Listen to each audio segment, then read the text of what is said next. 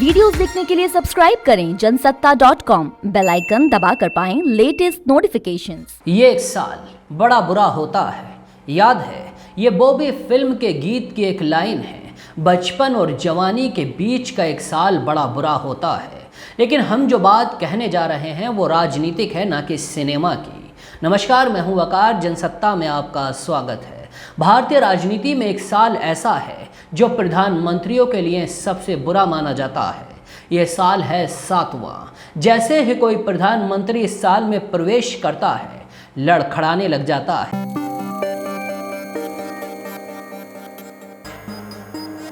जवाहरलाल नेहरू 1947 में प्रधानमंत्री के पद पर बैठे थे। नेहरू के सामने पहली चुनौती कश्मीर पर हुए कबायली हमले के रूप में आई थी।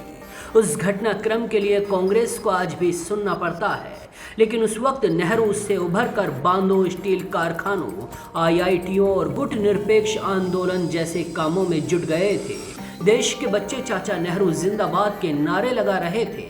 लेकिन फिर आया कार्यकाल का 7वां साल। इसी साल दलाई लामा तिब्बत से जान बचाकर भारत आए थे। इसी साल चीन ने सीमा पर झड़पें शुरू कर दी थी। संसद में इन्हें लेकर सवाल उठने लगे थे। नेहरू इस बीच दो बड़े अनोखे काम कर चुके थे। उन्होंने तिब्बत पर चीन का वर्चस्व स्वीकार कर लिया था और इसी के साथ चीन के वर्चस्व को अस्वीकार करने वाले तिब्बत के बागी सत्ताधारी दलाई लामा को शरण दे चुके थे। चीन सीमा पर बदमाशियां करता रहा, लेकिन नेहरू चुप रहे। संसद में इसकी खूब आलोचना होती थी। इस तरह 7वें साल 1959 में शुरू हुई फजीहत 1962 में चीन से जंग हारने पर समाप्त हुई। इंदिरा गांधी, प्रियदर्शिनी इंदिरा गांधी 1966 में जब प्रधानमंत्री पद संभाल रही थी तो उन्हें गूंगी गुड़िया तक कहा जाता था। लेकिन यही महिला आगे चलकर लोकप्रियता के उस शिखर पर पहुंची जहां दूसरों को पहुंचना अभी बाकी है। उनकी साख दिन ब दिन बढ़ती गई। हल्ला मचने लगा कि इंदिरा गांधी गरीबों की मसीहा है। इस इमेज के लिए उनका गरीबी हटाओ नारा बहुत काम आया। उनको आयरन लेडी कहा जाने लगा। भावुक और गरीब भारत उनमें देवी की छवि देखने लगा। 1971 में बांग्लादेश बनने के बाद तो उनके सियासी दुश्मन भी उनको दुर्गा अवतार के रूप में देखने लगे थे। लेकिन फिर आया 7वां साल, यानी साल 1975। वो साल जब कहानी अर्श से फर्श पर आई। 12 जून 1975 के दिन इलाहाबाद हाई कोर्ट के जस्टिस जगमोहन लाल सिन्हा ने एक मामले की सुनवाई करते हुए इंदिरा गांधी के 1971 के लोकसभा निर्वाचन को रद्द कर दिया। फिर क्या था, देखते ही देखते छात्र आंदोलन जेपी की अगुवाई में राजनीतिक आंदोलन में बदल गया। कांग्रेस के दूसरे धड़े के लोग, जनसंघ और समाजवादी सब एक साथ मिल गए। आज के लालू, नीतीश, लाल कृष्ण आडवाणी और यहाँ तक कि नरेंद्र मोदी तक इसी आंदोलन की देन है। एक वक्त ऐसा भी आया जब 25 जून 1975 को देश में आंतरिक इमरजेंसी लगा दी गई।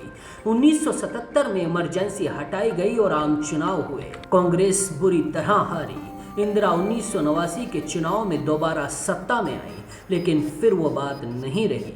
गलतियां होती गईं। ऑपरेशन ब्लू स्टार भी शायद गलती ही थी, जिसके बाद अक्टूबर 1984 में उनकी जान चली गई। डॉक्टर मनमोहन सिंह, पूर्व प्रधानमंत्री डॉक्टर मनमोहन सिंह की भी दिक्कत 7 साल बाद इतनी बढ़ी कि उसके बाद वो सरकार नहीं संभाल पाए। शुरुआत लोकपाल बिल और काला धन को वापस हिंदुस्तान लाने के लिए जन आंदोलन से शुरू हुई।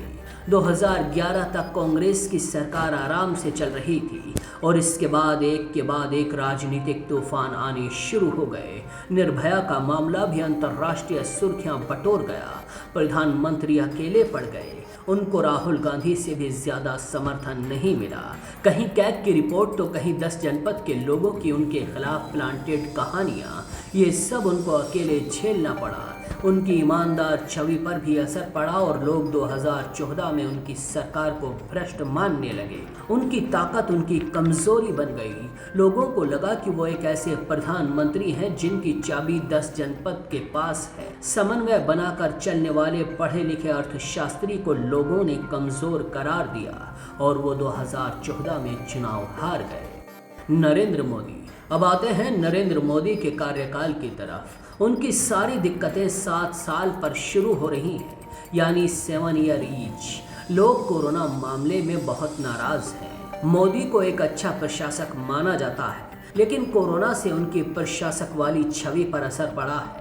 अंतर्राष्ट्रीय प्रेस में उनकी सरकार की कसकर खिंचाई की गई। उनको मजबूत प्रधानमंत्री माना जाता रहा है, लेकिन उनकी विचारधारा से जुड़े लोग पेपर में लिख रहे हैं कि प्रधानमंत्री को संवेदनशीलता दिखानी चाहिए। तर्क करने वाले कह सकते हैं कि कोरोना तो 2020 में ही आ तो गया था, लेकिन वो सरकार की छवि बिगाड़ने की बजाय उल्टे बनाकर गया था। शायद इसीलिए वो छठा साल था। पिछले साल तो जब दुनिया के कई देश कोरोना वायरस से जूझ रहे थे, उस समय हम राष्ट्रपति ट्रंप तक को हाइड्रोक्लोरोक्विन जैसी दवाइयां दे पा रहे थे। तो वही हुआ कि जो कोरोना कहर 2020 में हल्का रहा, उसने 2021 में मोदी की छवि को बुरी तरह क्षतिग्रस्त कर दिया। सोशल मीडिया ही नहीं, औपचारिक मीडिया भी विरोध में लिखने लगा। यहाँ तक कि विदेशों में भी उनके खिलाफ लिखा गया, कहा भी गया, अब मोदी को इस छवि से निपटना होगा, क्योंकि पहली बार उनकी क्षमता और प्रतिबद्धता पर प्रश्न खड़े हुए हैं। देखना है कि मोदी 7 ईयर ईच का क्या करते हैं। और खबरों के लिए देखते रहिए जनसत्ता.com।